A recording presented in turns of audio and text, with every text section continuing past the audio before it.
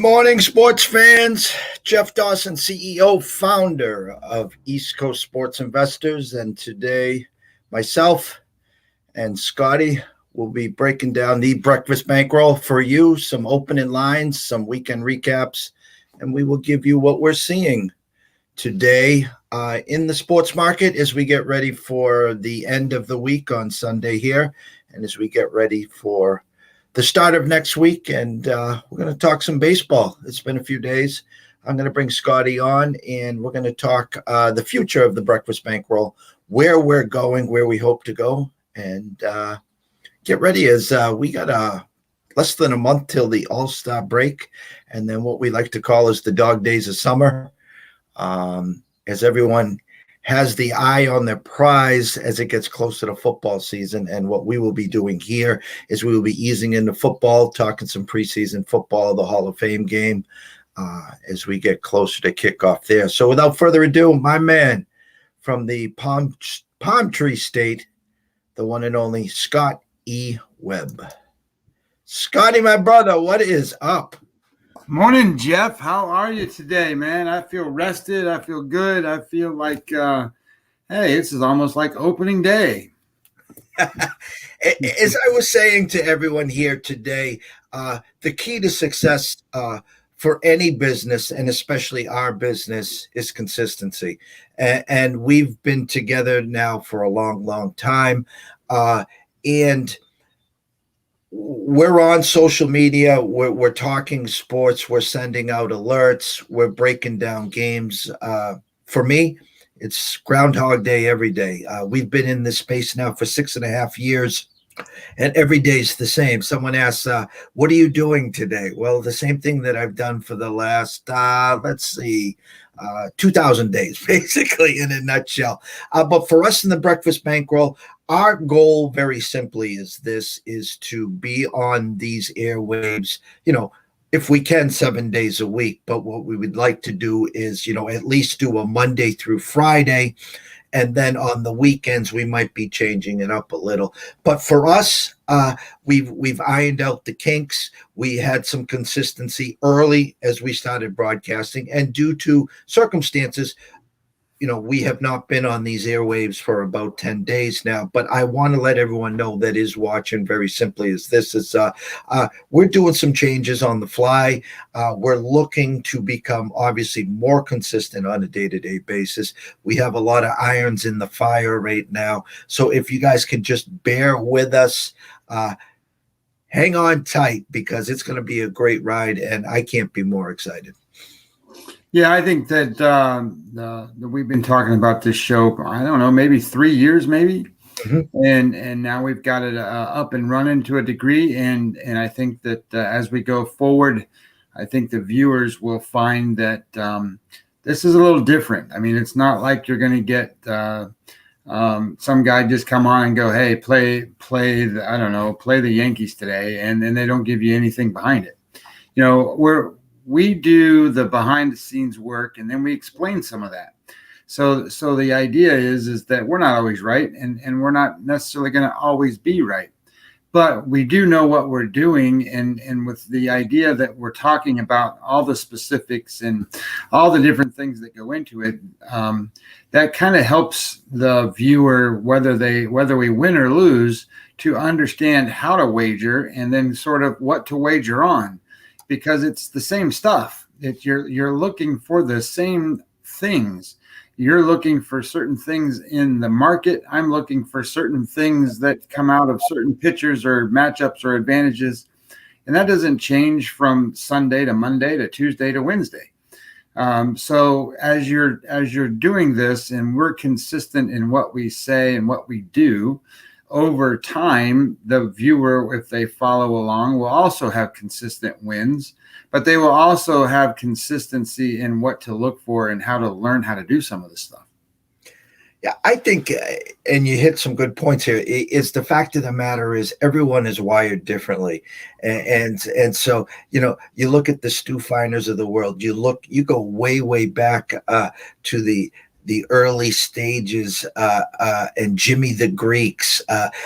My point is, everyone comes across differently. Okay, everyone's trying. The bottom line is to give you a winner, and how they approach it and how they send it to the public or the person is, their style, their ways. And you talked about having some, not just the meat and potatoes, but facts behind it. So on social media, these lanes are flooded. They are absolutely flooded.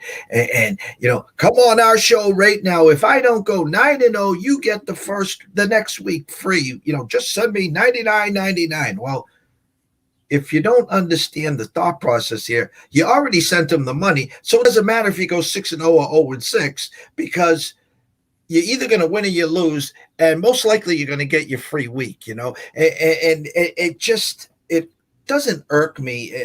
I mean, I'm the Vegas Daves out there of the world, 162-0. I don't just have a whale play today. I have a super whale play, and then we have a 3 mortgage key lock coming up tomorrow, yada, yada, yada. And the fact that we go the extra mile. What we're trying to do is actually tell you what is going on in the market, what we're seeing, and then for yourself, actually have data behind what you're seeing and give you the reasons why you are on that side.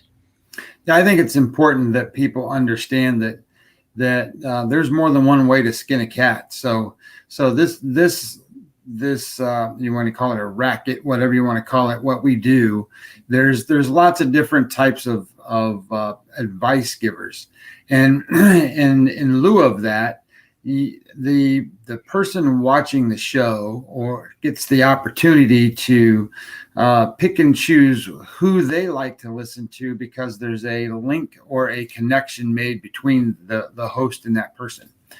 And what we try to do here is just be authentic. We're not going to go salesy crazy and do a lot of outstanding, loud, here we go, or, game of the year stuff. I don't think you or I, either one, do that. No. So the reality becomes is the connection that we make, we want it to be authentic. And because of that, we're expecting our viewers to build a relationship to the point in which they can ask questions and ask any question. And I don't think you're going to find that on many other our shows, and then have the available information right at the fingertips. If someone asks you, hey, Jeff, what's the market doing on such and such game? If the Yankees Phillies today, you're going to be able to look at a screen and you're going to be able to pull up stuff and you can go blah, blah, blah, blah, blah. Here we go. And if someone were to come and go, hey, Scott, this Seattle Cleveland game, you didn't talk about it today, but I have a question, because this guy Gilbert, who is he? What does he do? And what kind of pitcher is he? Or in some cases, Cincinnati's throwing a guy that hasn't making his major league debut today. Well, I know who he is. I know what he does. I know what he throws. I do the research on the pitcher before the game, so that I can I can bet on it or whether I can. So some of you don't have the access to certain information. You don't know where to find it or where it is. I've done this for I don't know how many years now. So we'll just say, I got gray hair. We'll just say it's 20 years. And the reality is you learn where to find information that's useful to you, and then I can distribute that information to the viewer. So I think this is a lot about building relationships and building trust and getting people to understand that the way this works is there's give and there's take, and we answer questions. We give you the information that you can either use or not use, and hopefully we're giving you more information you can use than what you can't, because ultimately that's what we're doing this for. And we're trying to make it so that everybody has an opportunity to participate in what we think is the greatest thing in the world, since, nobody talks about it on national TV. And one of our friends always says, hey, this is the missing link that everybody's missing. The sports gambling world is legal, it's legalized, and no one's talking about it. Yes, you hear about the guy who beat up his girlfriend, or yes, you hear about this guy who took drugs, or yes, you hear about all these other things. But that's not what this is about. This is about the population getting an opportunity to do all the things we used to do, and we were looked upon as the guy standing in the shady corner. Now it's legal, and we should be blowing this up. This should be on all national television shows. There's a big demand for this information. All we have to do is get ourselves in front of it. 100%. And I think the key to success long term for the general public, the degens of the world, is don't get consumed, don't fall for the traps. And I think the seeds have already been planted, unfortunately, is the fact that you're already getting into the thought process. Well, you don't have to leave your house. You don't have to leave your couch. You have an app in your hand. Your smartphone is your Bellagio. It is your casino. Now, the fact that you can do the in games, you can do a million props. I mean, you literally can, by start to finish of a basketball game, you could probably have 30 to 40 pieces in that game between props, first half bets, live bets, et cetera, et cetera, et cetera, second half bets. And that's the problem. Remember, like you talked about, okay, I'll date myself. 1975 was my first wager. I was 9 years old. Okay. Red Sox and Cincinnati Reds World Series. Okay. I was that guy running around the middle school and high school, handing out the football cards on Monday and collecting them on Friday. Okay. Getting those newspapers on Fridays and Saturdays from the so-called experts, giving your breakdown and all the advice. Okay. So the more you bet is better off for the bookie and the casino, because you're not, the thought process is the more I bet, the more I can win. But the bottom line is the more you bet is the more you're putting your bankroll at risk. And at the end of the day, it's going to be the bookie or the casino's money. Yeah, I think there's a fine line there, because I think the novice gambler is in the someone, when you're first out here and you see all these people on Twitter and you see what they're doing and who they're following and what they're looking at. They think certain people are real, and they think certain other people are just gods of this world in terms of what we do. And you'll kind of get what I'm saying in a second, that they follow the wrong advice. So, and the truth is that if you're a professional gambler and you're making your living off of your gambling bets, you're probably not on Twitter. The reality is you don't have time to be on Twitter. You don't have time to share your information. And secondly, you don't want that information shared.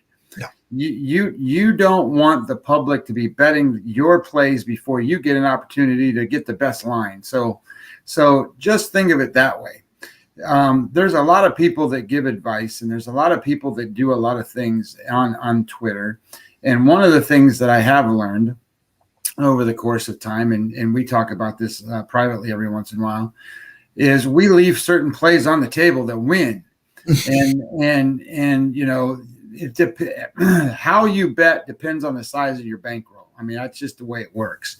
Yes, you a lot of times just want to keep things at a minimum so your risk is less than, so you can keep playing the next day. But the reality is if you sort of have, I wouldn't call it an unlimited bankroll, but let's say it's a large bankroll, then you should be capitalizing on every single thing you think is a EV positive play, extra value positive. So you're thinking you're going to win. And if that turns out to be 2 plays that day, it's 2 plays. But if it turns out to be 7, well, then you're in for 7. That's just the way it is. But it all over time equals out to a certain kind of roundabout number, and then you can manage your finances and you can do things. Most people aren't at that level, but think they are. And then they run out of gas, because it doesn't matter whether you're really good at this or really bad at this. You're going to have a streak where you go 2-20. You just are. And that's just the way it is. And then people will go, oh my God, I'm paying this guy and he's 2 for 20. I could do that. Well, you probably could. You could probably do better than 2 for 20. But the reality is that that's what happens, because then guys like us, we're going to go 25-1. We're going to go 25-2, and we do that 3 or 4 times a year. And that's what keeps us going, because most of the time we're 500. We're 500 until you hit those big streaks. And then the big streaks come and they carry up to where you're 57 to 60%. And that's what you want to be. That's how it works. 100%. What I'm going to do here is we're going to move on over to here. Let's get this up. This is our Dawn Best look for the day. Yesterday for our ECSI VIP guys, 1 and 2, Scotty, and it's kind of funny in baseball. We had Musgrove over Stroman, and the Mets come to the plate in the bottom of the first, and Musgrove goes hit by pitch. He hits a batter, and then Lindor hits a 2-run homer, and it's basically thanks for playing. And the second loss was comical. We had the D-backs who started 5-0 against the Angels. The Angels were 0-10 when trailing by 5 or more runs in 2021. And, of course, we know the results here. 5-0 goes to 6-4, and then 8-7. Angels win and a Diamondback loss. We were on the Twins last night. 3 weeks now till about the All-Star break. I can't say it enough. The dog days of summer, they're coming. Today's board, Scotty, what jumps out at you? Well, I thought there was kind of interesting things here, and one of the things, like I make my own lines and I compare them to the shops, and some interesting things was like the Padres game against the Mets today. The line is -125, and it may have changed some since I looked at it, but it was -125 for San Diego. And when I made out the line, and I know Lucchese's not the greatest pitcher in the world, he's more of a lesser guy these days, but the quality and strength of the teams are really, really even. So, and my line was a pick'em, so it's basically a -105 each way. And then that throws a lot of value to the Mets. Now, I didn't play this game, but that's one of the things that stands out to me is when you're looking for value, you want to just kind of say, okay, well, what makes sense, what doesn't make sense, and the way that I have projected numbers for the rest of the season, the Mets and the Padres sort of have the same number. They're 561 win percentages, or 565, right off the top of my head, I can't remember, but they're about the same. So the Mets are going to win the East, and the Padres are going to be second in the West, but they're similar in terms of what their win percentage is, which means the teams are similar. And now you have the home team in the Mets, who are going to be a minus or a +115 now as a dog. And against Paddock, who is probably the 4th or 5th starter on the Padres, I don't see it. So I see it more of a 50-50 game. And the other one that stood out in terms of my lines was the Boston game. Boston is a home underdog to Toronto today. And I don't see him that way. I see him as a favorite. I know Robbie Ray's been really good, and I know all that stuff that goes behind the pitcher. But when you start to think about where things are going to end, my numbers show that Boston and Tampa Bay right now are going to be right at the tippy top, then the Yankees, and then Toronto. So Toronto I have as the 4th best team in the American League East, and now they're going to be that much of a road favorite against Boston in Boston.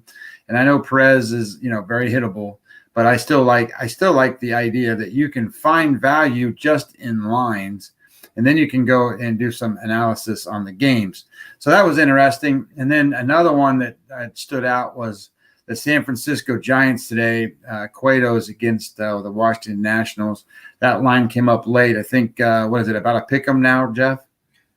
Initially, I had a Pinnacle San Fran opening at 126, going to 133. And now you're right. It is a pick 'em, and it's actually shaded towards Washington and Ross.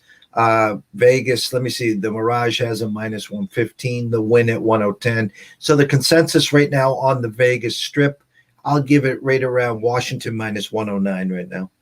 and my line is way bigger for San Francisco in this game. So I like San Francisco in the minus 140 type range. So those are just some things that stood out. Those aren't necessarily games I bet on, but I would tell you those are pretty strong leans.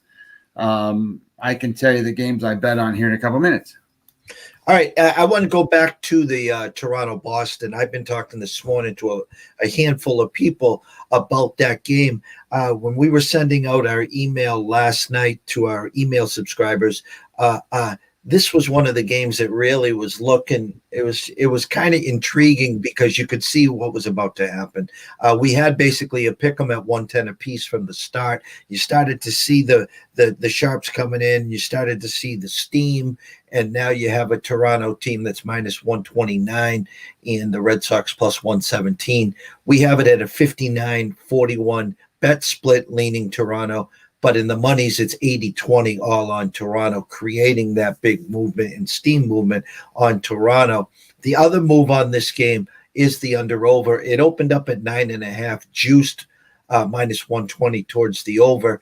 A 60-40 split on the over, but 97% of the money on the under. Yet it is triggered to a 10, and I'm even seeing a couple 10.5s on the Vegas Strip. So I do know Perez's last start, he was horrendous. Ever since the Spider Flex came out, some of the Boston pitchers, let's just say spin rate, wink, wink, has not been what it was to start the season. So they're keeping a steady eye on that as well. And there was one other game that kind of caught our eye here. Give me 1 second. Sundays, we talk about it, Quicksand Sunday Fun Day. You got the games on paper that can't lose. I mean, especially in baseball, right? I mean, you got the Beavers on the mound against Gilbert, as you just talked about. You have Nola and Yankees, which is a great pitching matchup. There is money coming in on the Yankees right now. That's down to a 115, 105. But again, Bueller's another one that sticks out. Is the fact that Texas put up 2 touchdowns yesterday and just stomped on the Dodgers. And we talked at our last show about the Dunning kid. And it'll be interesting to see if you get that bounce back on that. So without further ado, if you have, let's go to lightning round. Let's see Scotty Webb on Sunday. What you have for us, kid? I am looking at a couple different things today. Those plays I just talked about were just the line adjustment things that I do. But I have 2 plays, and the first one is the Miami Marlins today. I played on Lopez against Smiley, and the line, I think I bet it was 130. My line said 148, so I have Miami as a bigger favorite there. And a couple of notes here on this game. Miami is number 7 offensively for the last 7 days. Their weighted runs created plus is 133. That means they are 33% better than an average offense. And they've scored 30 runs in 7 days. The Atlanta Braves are 18th in offense, 96 weighted runs above average. So they're 4% worse than an average offense, and they've scored 20 runs.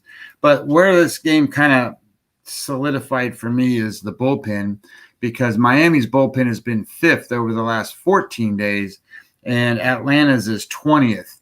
I already know that Lopez is an ace kind of pitcher, so he has a superior matchup over Smiley. Smiley's game score is a 38 for the season, and we talked about that before. 50, 51 is average, and he's 38. His last 7 starts is 39. His last 3 starts is 33, so he's very consistent bad. And Lopez, his game score is 57 for the season, 56 in his last 7 starts. And he's showing a big time numbers today. 306 Sierra number against a 464 for Smiley. And then he's a strikeout guy as well. And balls in play matter. And Smiley doesn't get anybody out via strikeout, only 18%. Plus, he's got a 7% walk rate. So The other thing that we don't talk much about, Jeff, and one of the things I wanted to bring up today is hard hit rate. It only matters to the ones that are really bad. So what that means is hard hits are measured by 95% off, or 95 miles an hour off the bat velocity. So his rate is 45%. So that means 45% of all balls hit off of opponents' bats are above 95 miles an hour. So think about that for a minute. Almost half of everything that's thrown up there that gets hit is smashed. And his home run rate is 2.08 because of it. So that means he's giving up 2 home runs per 9 innings. So I like the idea here that Miami, with the offense of being right now 7th in the league, can match up pretty well against this pitcher. And then the bullpen is 5th versus Atlanta's 20th.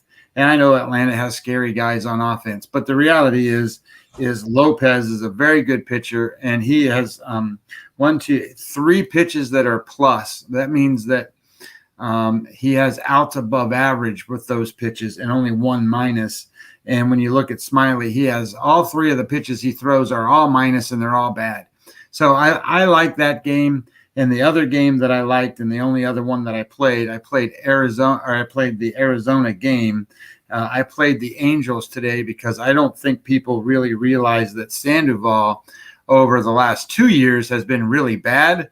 But this year, he's actually pitching pretty well.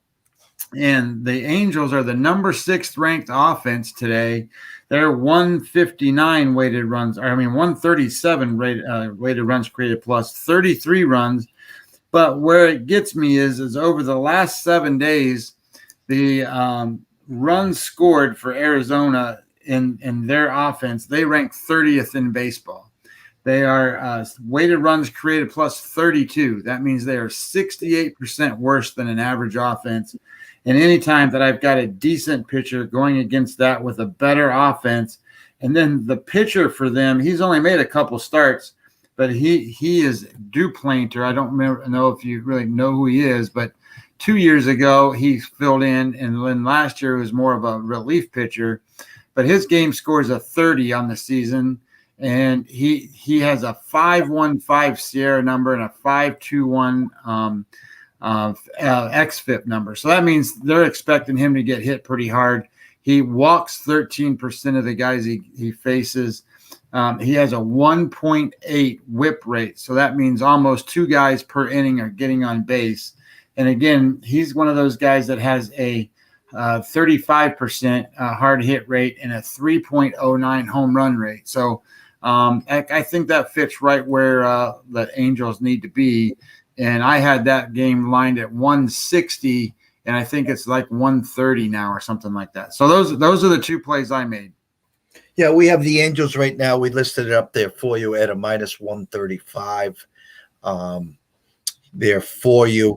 And so basically, in a nutshell, Scotty, let's do this for everyone here.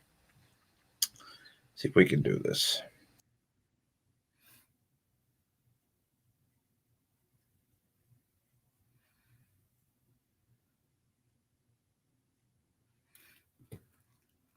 Jeff, I hope you didn't go anywhere.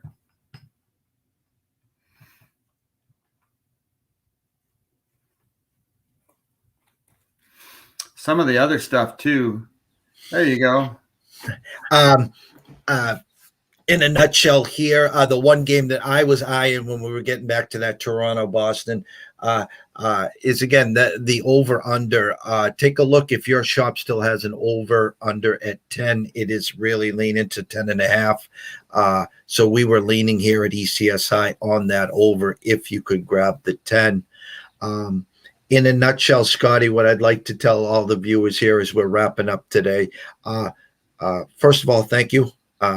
Send us all your questions. That's what we're here for, whether it's a direct message, an email, slide it into the box. Our long-term goal is to educate, not entertain. We always say tongue in cheek. That's what we ESPN, Fox, and everyone else on social media is there for. Our end game Very simply, we have some big things, as I said when we started the show, some irons in the fire. We are going to be looking for the breakfast bankroll to be coming to you daily in the morning. Eventually, we will be adding what we will call a very short segment on the midday report. And what we are really hoping as this progresses is the closing bell, or actually as we get closer to first pitch, where the market is, the final analysis, again, the shorter version, but to get you ready as you step to the window and place your wagers and investments. So, Scotty, wrap up. Any final words? Yeah, it just feels good to be back on and getting some of this stuff going. Will be availability wise is good for the next several days. So I think we'll have some consistency there. So that's good. And I think we just build upon what we're doing, and let's get our viewership up. So anybody watching the show kind of enjoyed what we're doing. I think it's on YouTube. So you can go to Jeff's link on YouTube, click the link, get the subscribership up. We're trying to get this show sponsored, and there's some things that are happening that can help this thing get pretty big. So the reality is it only gets big with the viewership and the people watching, helping us out. So everybody do your part and we'll do ours. That's what I have to say. Exactly. And it's Sunday Fun Day. Let's make it a Sunday Fun Day. Myself and Scott will be back, God willing, tomorrow and Tuesday. And like we both said, just sit tight, bear with us. Even if we are not on in the morning, reach out to one of us, ask a question. Hey, I'm looking at that Texas Dodger game. What are you seeing? Scott, can you talk about this pitcher Dunning? I don't know much about him, or whatever the question is. The only dumb question is the question that you don't ask. And I've always said that, and I will stick to it. So from myself and Scotty, we thank you. We're wishing everyone a blessed day. Stay in your lane. Don't go crazy today. Tomorrow's a new day, a new beginning, and a new week. And so we will see you guys in less than 24 hours. Have a great day.